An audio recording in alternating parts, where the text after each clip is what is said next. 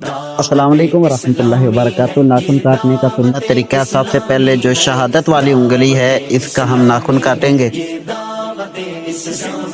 और इसके बाद जो दरमियान वाली बड़ी उंगली है इसको जन्नत कहते हैं, इसका नाखून काटेंगे। इसके आगे जो उंगली है इसको कहते हैं अमानत।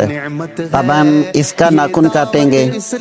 ये आपको नाखून काटने का सुन्नत तरीका जो है वो प्रैक्टिकल करके सिखाया जा रहा है, ताकि नाखून जो काटने का तरीका है वो सुन्नत के मुताबिक हम काटे। नाखून अगर हम सुन्नत के मुताबिक काटेंगे तो हमें इसका सवाब भी मिलेगा। उसके बाद जो आखिरी छोटी उंगली है ना, इसको आमीन कहते हैं, आमीन। अब इसका नाखून काटेंगे, अंगूठे का हम नाखून छोड़ देंगे। अब हम दूसरे हाथ के जो उल्टा हाथ है उस हाथ की जो आमीन उंगली है यानी कि सबसे छोटी उंगली है उसका हम नाखून काटेंगे और उसके बाद जो अमानत उंगली है इसका हम नाखून काटेंगे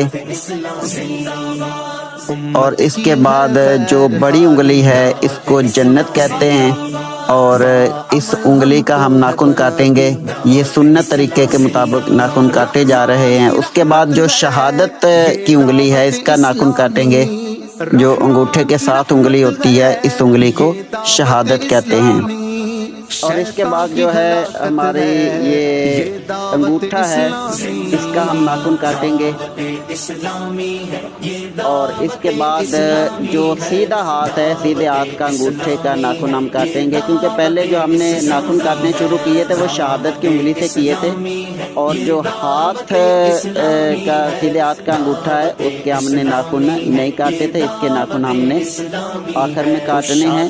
ये बिल्कुल सुन्नत के मुताबिक नाखून काटने का आपको प्रैक्टिकल तरीका जो है वो सिखाया गया है। अब नाखून कट गए हैं, अब इन नाखूनों को कूड़े कचरे में नहीं फेंकना बल्कि इन नाखूनों को मिट्टी में दफन कर देना है